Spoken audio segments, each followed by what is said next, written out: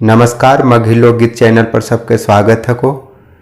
अभी एगो मुक्तक लिखलिए हैं, वो तोर सबके सामने पेश कर रहियो हैं। यदि मुक्तक अच्छा लगतो तो एक वीडियो के ज़्यादा से ज़्यादा शेयर कर होकर, चैनल के सब्सक्राइब कर लो होकर और वीडियो के लाइक कर दो होकर।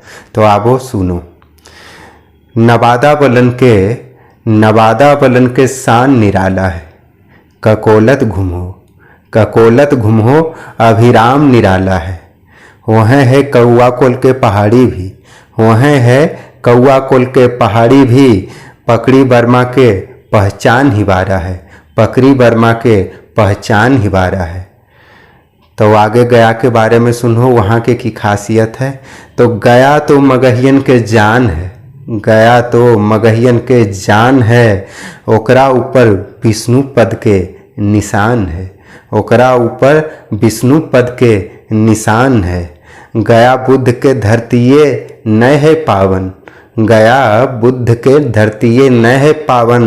गया बलन भैवन पर हमरो अभिमान है। आगे शेखपुरा के बारे में सुनो कि शेखपुरा तो श्री बाबूजी के शान है, जिनका पर पूरा बिहार के आन है। शेखपुरा भी केकरो से कम नहीं हको। छोटा जिला है पर मगही के प्राण है। धन्यवाद।